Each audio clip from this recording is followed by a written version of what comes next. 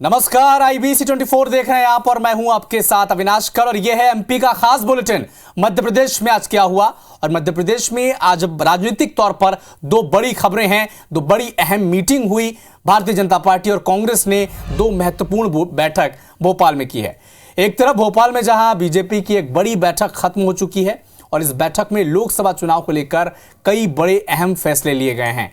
प्रदेश में हर वर्ग के लिए अधिवेशन किया जाएगा, ये कहा गया। जिलों में जल्द लोकसभा चुनाव के कार्यालय खोले जाएंगे। केंद्र की विश्वकर्मा योजना का तेजी से प्रचार प्रसार किया जाएगा और विकसित भारत संकल्प यात्रा में 100% लाभार्थी तक पहुंचने का टारगेट है बीजेपी का और मंत्रियों को लोकसभा क्षेत्र की जिम्मेदारी मिलेगी। तो दूसरी तरफ कांग्रेस की बैठक भी हुई। पीसीसी दफ्तर में पदाधिकारियों की बैठक का आयोजन किया गया। प्रदेश अध्यक्ष जीतू पटवारी ने बैठक आयोजन किया और बैठक में सभी विभाग और प्रकोष्ठ अध्यक्ष मौजूद रहे। लोकसभा चुनाव की रणनीति पर चर्चा भी की गई। तो आज का दिन मध्य प्रदेश में कांग्रेस और बीजेपी दोनों के लिए काफी अहम रहा। दोनों ने अपने संगठन को मजबूत करने के लिए, जनता तक पहुंचने के लिए रणनीति की बैठक की और उसमें आगे की रणनीति भी तैयार की। इसके मन को जीता है। राहुल गांधी की भारत न्याय यात्रा पर पीसीसी चीफ जीतू पटवारी ने जानकारी देते हुए बताया कि देश में जो तानाशाही रवैया चल रहा है, ये यात्रा इसी के खिलाफ निकाली जा रही है। यात्रा जब एमपी पहुंचेगी तो उसका भव्य स्वागत होगा। जो भी व्यक्ति देश में इंसानियत और इंसाफ पसंद है वो इस यात्रा में शामिल होगा। और स्थापना दिवस के मौके पर कांग्रेस पार्टी का जो स्थापना दिवस है 138वां, इस पर जीतू पटवारी ने प्रतिक्रिया दी। कहा कि एमपी में हर विधानसभा और जिला लेवल पर कांग्रेस अपना एक स्थापना दिवस मनाएगी। और वहीं स्थापना दिवस पर पीसी शर्मा ने कहा कि जिन मूल्यों पर आज़ादी की लड़ाई लड़ी गई थी उन मूल्यों पर कांग्रेस आगे का लोकसभा चुनाव भी लड़ेगी और इस मूल्य को जनता के बीच लेकर जाएगी। ये यात्रा जो राजनीतिक तानाशाही है, मध्य प्रदेश में बड़ी भागीदारी से हम इसका स्वागत भी करेंगे और सहभागी भी बनेंगे। देश में इंसानियत की रक्षा की बात करती है, वसुधैव कुटुंब की बात करती है, प्राणियों में सद्भावना की बात करती है। उन सब के लिए रास्ते खुले और उन सब बातों को फिर से दोहराया। अब मैं उनको फिर साधुवाद देता हूँ कि वो न्याय यात्रा निकाल रहे हैं। ये कुल मिलाकर एक आगाज़ है आगे आने वाले लोकसभा चुनाव के लिए कांग्रेस पार्टी का। और हर जिले में भी पूरे देश के अंदर बहुत धूमधाम से इस स्थापना दिवस को कांग्रेस पार्टी मनाएगी। मोहन कैबिनेट में राज्य मंत्री कृष्णा गौर ने कांग्रेस की होने वाली भारत न्याय यात्रा को लेकर तीखी प्रतिक्रिया दी है। कृष्णा गौर ने कहा कि राहुल गांधी भारत जोड़ो यात्रा की तर्ज पर ये यात्रा निकाल रहे हैं। जिस तरह भारत जोड़ो यात्रा का हश्र हुआ था उसी तरह इस यात्रा का भी वही अंजाम होगा। कांग्रेस चाहे कितनी यात्राएं निकाल ले, लेकिन देश की जनता के मन में कांग्रेस का भरोसा अब पूरी तरह से समाप्त हो गया है, क्योंकि कांग्रेस वह पार्टी है जिसने हमेशा देश को तोड़ने का काम किया। भारत जोड़ो यात्रा नहीं बल्कि भारत तोड़ो यात्रा उन्होंने निकाली थी।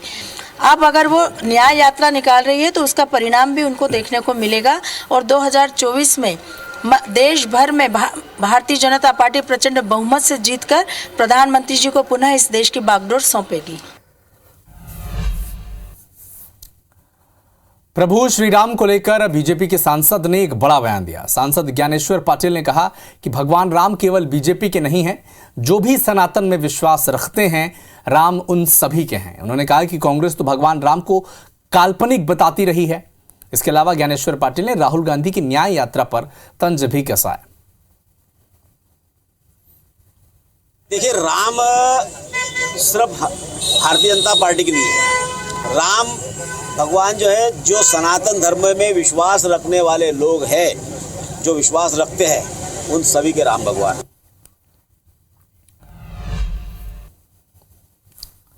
तो अगली खबर भोपाल से, जहां पर पूर्व मुख्यमंत्री शिवराज सिंह चौहान ने सीएम हाउस अब खाली कर दिया है। आज ही B874 बंगला वो शिफ्ट हो गए हैं और सीएम हाउस छोड़ने से पहले उन्होंने पूजा अर्चना की। परिवार समेत मंदिर में उन्होंने पूजा अर्चना की। इसके अलावा गौशाला में गौ माता का दर्शन किया, वहां भी पूजन अर्चन किया। और सीएम हाउस में जो पदस्थ सुरक्षा कर्मी थे, अन्य कर्मचारी थे, उन्होंने शिवराज सिंह चौहान को और उनके परिवार को विदाई भी दी है। निर्विघ्नं कुरु मे देव सर्वकार्येषु सर्वदा। हम पूजितो या सुरासुरैः सर्वविघ्नहरस्तस्मै रह के प्रदेश के विकास के नए आयाम गढ़े गए और जनसेवा का महायज्ञ वहाँ चला। आज मैं मोहन यादव जी को शुभकामनाएं देते हुए और ये प्रार्थना करते हुए वो काम आगे बढ़े यहाँ आया हूँ। अब कार्यकर्ता के नाते यहाँ से जनता की सेवा का काम भी करेंगे, अब पार्टी जो दायित्व लेगी उसको भी निभाएंगे। मध्य प्रदेश की राजधानी भोपाल में ट्रैफिक व्यवस्था को सुचारू रूप से बनाए रखने के लिए बीआरटीएस कॉरिडोर का निर्माण 13 साल पहले 360 करोड़ की लागत से किया गया था, जिसकी अनुपयोगिता के चलते अब राज्य शासन ने बीआरटीएस कॉरिडोर को हटाने का फैसला लिया है। मुख्यमंत्री मोहन यादव ने सभी से चर्चा के बाद यह फैसला लिया है और निर्देश भी जारी कर दिए हैं। हमारे शहर की पब्लिक ट्रांसपोर्ट व्यवस्था को पूरी तरह से अस्त व्यस्त किए हुए है और इसीलिए सभी जनप्रतिनिधियों की ये मांग थी कि अब बीआरटीएस कॉरिडोर को समाप्त कर दिया जाना चाहिए, क्योंकि लोगों को बहुत परेशानी हो रही है। यह मांग जब माननीय मुख्यमंत्री जी के समक्ष पहुंची तो उन्होंने कल बैठक करके सर्वसम्मति से ये निर्णय लिया है। मुरैना के सबलगढ़ इलाके में सोशल मीडिया पर एक वीडियो जमकर वायरल हो रहा है और वायरल वीडियो में युवक डकैत पान सिंह तोमर का इतिहास दोहराने की बात कहता दिख रहा है। और ये जो पूरा मामला है युवक की 2400 स्क्वायर फीट जमीन से जुड़ा बताया जा रहा है। जमीन पर विधायक सरला रावत के रिश्तेदारों का कब्जा करने का आरोप है, जिसकी पंचायत के लिए युवक विधायक सरल रावत के निवास पर पहुंचा। युवक को धमकी दी गई, साथ ही युवक की मां को आरोपियों ने अपशब्द भी कहे। फिलहाल वायरल वीडियो को अतिरिक्त पुलिस अधीक्षक ने संज्ञान में लिया है। एसडीएम एसडीओपी को जांच कर कार्रवाई के निर्देश भी दिए हैं। मामले को लेकर सियासत भी शुरू हो गई है। कांग्रेस नेताओं ने कलेक्टर से मुलाकात करने की बात कही है।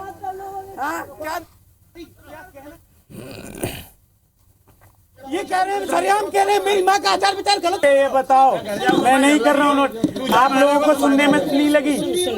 और ये कमल रावत इतने भरे आदमियों में कह रहा है यार। हाँ भाई साहब फ्रॉड है। तो तू ऐसी बात कर क्यों रिको कहा कही जाने क्यों नहीं कही कहा कही मम्मी मेरी बात सुन। तो सबलगढ़ थाना प्रभारी को वीडियो भेज दिया है, वो उसकी वो तस्दीक कर रहे हैं। जो संबंधित व्यक्ति है उससे बातचीत कर रहे हैं।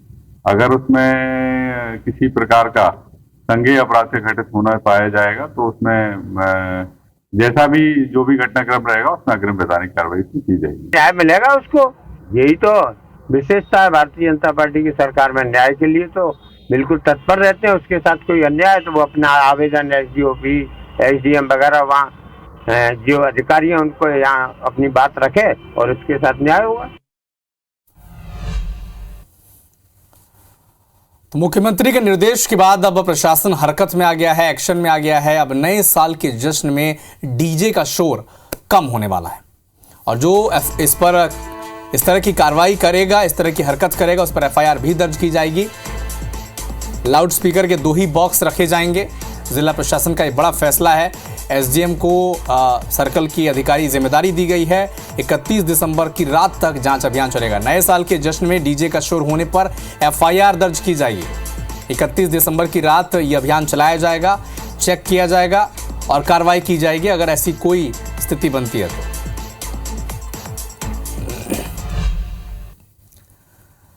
इंदौर में नए साल के जश्न की तैयारियां कई जगहों पर की जा रही है, जहां पर लाइव म्यूजिक के साथ डीजे भी बजाया जाएगा। नए साल के जश्न पर प्रदेश सरकार का नियम उन पर भारी पड़ सकता है। नए साल के जश्न को लेकर पुलिस अफसरों का साफ कहना है कि उन्हें अभी तक किसी भी प्रकार के निर्देश नहीं मिले हैं, इसीलिए रात 10 बजे के बाद किसी भी प्रकार के तेज आवाज में डीजे और म्यूजिक नहीं बजाया जा सकेगा। इसके लिए पुलिस ने अलग से टीमों का गठन भी किया है और जो कि लगातार पेट्रोलिंग करेंगे। साथ ही शराब पीकर जो लोग गाड़ी चलाते हैं उन पर भी पुलिस की खास नजर है। तो न्यू ईयर का जश्न मनाने वालों के लिए ये अहम खबर, उनके जश्न पर अब पुलिस की भी नजर है। 10 बजे के बाद डीजे नहीं बजा सकेंगे। जो म्यूजिक वगैरह भी बजाते हैं, पब हो, होटल हो, गार्डन हो, उन सभी को हमने हिदायत दी है, उनकी बैठक ली गई है। उसमें ये बताया गया है 31 दिसंबर की पार्टी आर्टी जो भी होगी उसमें 10 बजे तक रात्रि को म्यूजिक बजेगा, उसके बाद कोई म्यूजिक नहीं बजेगा। और इसके लिए हमारे द्वारा थाना स्तर पर टीमें गठित कर दी गई हैं। हमें पुलिस लाइन से भी और रिजर्व का बल मिलेगा, सख्ती से इसका पालन कराएंगे। एमपी में सीएम डॉक्टर मोहन यादव के निर्देश के बाद ध्वनि विस्तारक यंत्र और खुले में मीट बेचने को लेकर प्रशासन अलर्ट मोड पर है। शेड्यूल एडीजी और पुलिस अधीक्षक अचानक अपने दलबल के साथ धार्मिक स्थलों और मांस की दुकानों का निरीक्षण करने पहुंचे। ध्वनि विस्तारक यंत्र के उपयोग और खुले में मांस की बिक्री नहीं करने की समझाइश दी। साथ ही उन्होंने मछली मांस दुकानों का मुआयना किया। संचालकों को व्यवस्था ठीक करने के साथ ही साफ सफाई का खास ध्यान रखने के निर्देश दिए। मंदिर, मस्जिद या कोई और ऐसे संस्थान जहां पर लाउड स्पीकर या डीजे, उससे जो ध्वनि है, ध्वनि का प्रदूषण होता है, तो जो ध्वनि विस्तारक यंत्र है उन पर नियंत्रण के लिए कानून बने हुए हैं, नियम बने हुए हैं। तो उन नियमों को लेकर यहाँ पर पुलिस अधीक्षक यानी हमारे जोन के सभी पुलिस अधीक्षकों ने बैठक ली। दमोह से इस वक्त की एक बड़ी खबर आपको बता दें, नाबालिग के साथ दुष्कर्म का मामला सामने आया है और अस्पताल में इलाज के दौरान नाबालिग की मौत हो गई है। नाबालिग ने दुष्कर्म के बाद जहर का सेवन कर लिया था। परिवार वालों ने शव रखकर एसपी दफ्तर के सामने प्रदर्शन किया है और 2 दिन पहले आरोपी ने नाबालिग के साथ दुष्कर्म की वारदात को अंजाम दिया था। तेजगढ़ थाना क्षेत्र की घटना बताई जा रही है और अब मामले में जांच जारी है। लेकिन इसी बीच एक दुखद खबर, नाबालिग ने दुष्कर्म के बाद जहर खा लिया था और अब उसकी मृत्यु हो गई है। परिजनों ने शव रखकर एसपी दफ्तर के सामने प्रदर्शन किया है, न्याय की गुहार लगाई है। 2 दिन पहले आरोपी ने नाबालिग से दुष्कर्म की वारदात को अंजाम दिया था और इस वारदात के बाद तनाव में आकर नाबालिग ने जहर का सेवन कर लिया था और अब इलाज के दौरान अस्पताल में उसकी मौत हो गई है और उसके शव को परिजनों ने एसपी दफ्तर के सामने रखकर प्रदर्शन किया है, न्याय की गुहार लगाई है, आरोपी की गिरफ्तारी की मांग की है, कड़ी से कड़ी सजा देने की भी मांग की है।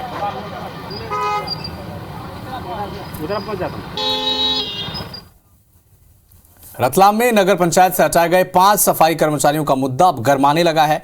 रतलाम झाबुआ संसदीय क्षेत्र के बीजेपी के सांसद गुमान सिंह डामोर और सैलाना की भारत आदिवासी पार्टी के विधायक कमलेश्वर डोडियार संयुक्त रूप से सैलाना नगर पंचायत के अधिकारियों से ये कह रहे हैं कि राजनीति करना है तो कांग्रेस ज्वाइन करो। दरअसल सैलाना में भारत विकसित संकल्प यात्रा पहुंची थी और इस यात्रा के कार्यक्रम में सांसद और विधायक कमलेश्वर डोडियार मौजूद थे। कार्यक्रम में नगर पंचायत से हटाए गए सफाई कर्मचारियों का मुद्दा उठाते हुए ये कहा कि नगर पंचायत के कर्मचारी कांग्रेस के दबाव में काम कर रहे हैं।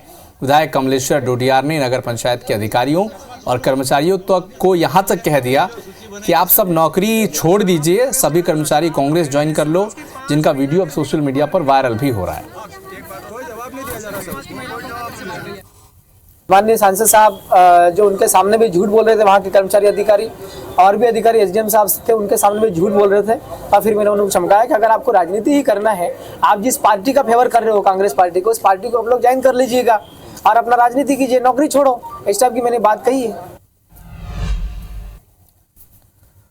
तो इंदौर में नगर निगम के अमले ने कार्रवाई की है। शासकीय जमीन पर अतिक्रमण पर यह कार्रवाई की गई है। अतिक्रमण हटा दिया गया है। ऊषागंज छावनी में अतिक्रमण कर धर्मस्थल बनाया जा रहा था और सियोगितागंज थाना क्षेत्र का मामला है, लेकिन नगर निगम का बुलडोजर चला है और अवैध कब्जे को अब जमींदोज कर दिया गया।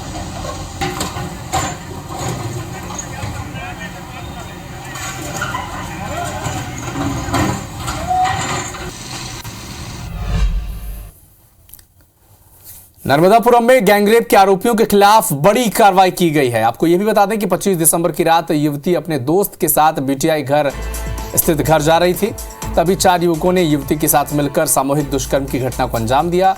2 नाबालिग आरोपी इसमें शामिल हैं। पुलिस ने इन्हें गिरफ्तार कर लिया है। अन्य 2 आरोपियों की तलाश जारी है।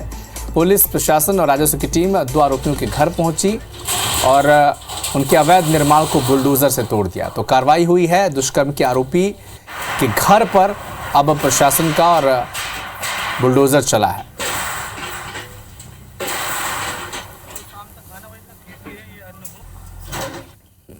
बताया लड़की ने कि वो परिचित थे घर वालों से, तो उन चारों लड़कों ने इनको ब्लैकमेल किया कि हम आपके घर में बता देंगे क्योंकि आप यहाँ पे ऐसे काम कर रहे हो। उसको लेके फिर इनका वहाँ विवाद हुआ थोड़ा। उसके बाद उसके अनुसार यहाँ पे 376D का अपराध बना है जो कि हमने कायम कर लिया है। कुल 4 आरोपी हैं जिसमें से 2 आरोपियों की गिरफ्तारी हो गई है और दोनों ही अभी नाबालिग।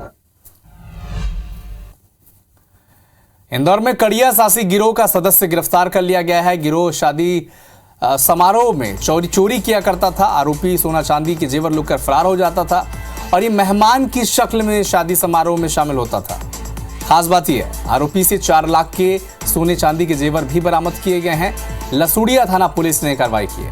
तो शादी समारोह में मेहमान बनकर ये आपकी शादी समारोह में दाखिल हो जाता था और जेवर सोना चांदी वगैरह लेकर फरार हो जाता था, लेकिन अब ये पुलिस की गिरफ्त में आ चुका है।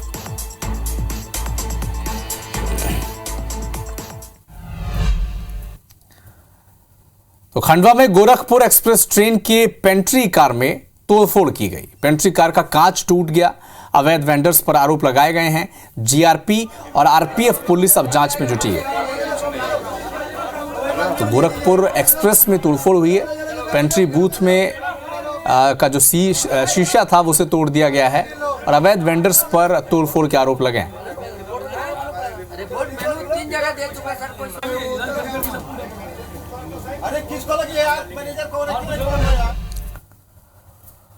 खरगोन में 8 साल के मासूम बच्चे की हत्या की खबर सामने आ रही है। फूफा और उसके दोस्त ने वारदात को अंजाम दिया है, ऐसा बताया जा रहा है। फूफा की मृत बच्चे के पिता से आपसी रंजिश थी और चैनपुर थाना क्षेत्र का यह मामला है। पुलिस ने दोनों आरोपियों को अब गिरफ्तार कर लिया है। 8 साल के मासूम बच्चे की हत्या का आरोप इन पर है।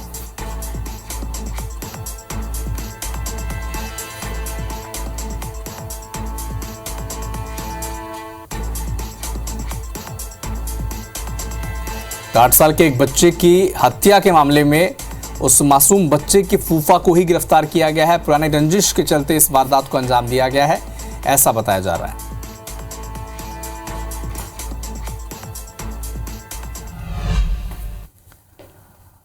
ग्वालियर से एक बड़ी खबर आपको बता दें। निगम के कर्मचारियों और होर्डिंग ठेकेदार के बीच विवाद हो गया है।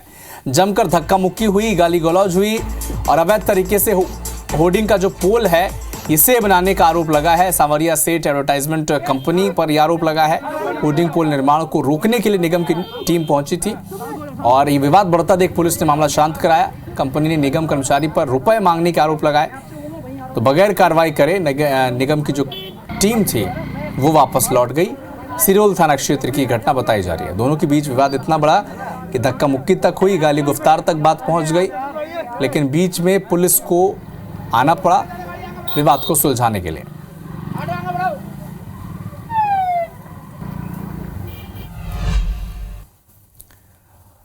मुरैना के पहाड़गढ़ के कन्हार गांव में बाघ की दस्तक देखने को मिली है। कन्हार के जंगलों में बाघ की हलचल दिखाई दी है। 5 से 6 दिन में ये बाघ आसपास लोगों को दिखा है और वीडियो जो है बाघ की मौजूदगी का ये अब सोशल मीडिया पर वायरल हो रहा है। हालांकि वन विभाग ने इसकी पुष्टि नहीं की है। सूचना पर वन विभाग जांच में जुटा हुआ है, अलर्ट पर रखा हुआ है आसपास के इलाकों को।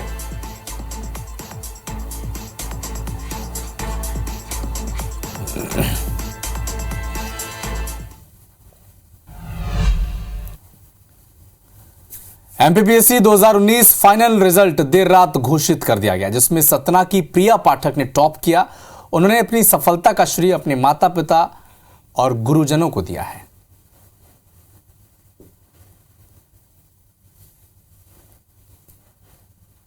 सबसे पहले जो सपोर्ट होता है वो पेरेंट्स का होता है, फैमिली का होता है। उसके बाद आपके फ्रेंड्स जो आपको सपोर्ट करते हैं।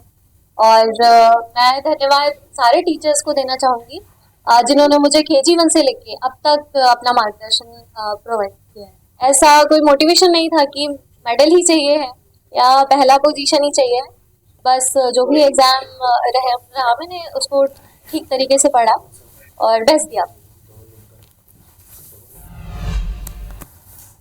तो आपको कोरोना का अपडेट भी बता दें। एमपी में अब पांव पसार रहा है कोरोना। प्रदेश में कोरोना के 3 नए मरीज मिले हैं। इंदौर में 2, जबलपुर में 1 मरीज है, जिसके बाद प्रदेश में एक्टिव मरीजों की संख्या 9 हो चुकी है। तो धीरे धीरे कोरोना मध्य प्रदेश में अगर फिर से पांव पसार रहा है।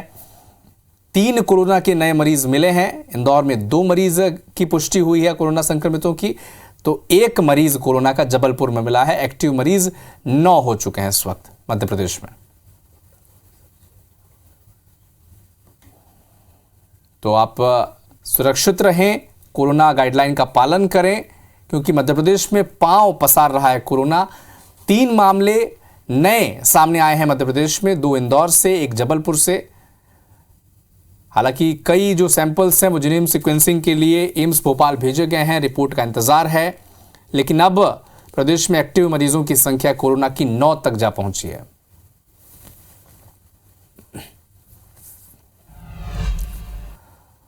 तो मध्य प्रदेश में आज क्या हुआ इस बुलेटिन में फिलहाल इतना ही, लेकिन देश दुनिया के साथ एमपी और छत्तीसगढ़ के तमाम अपडेट के लिए आप जुड़े रहिए हमारे साथ। नमस्कार।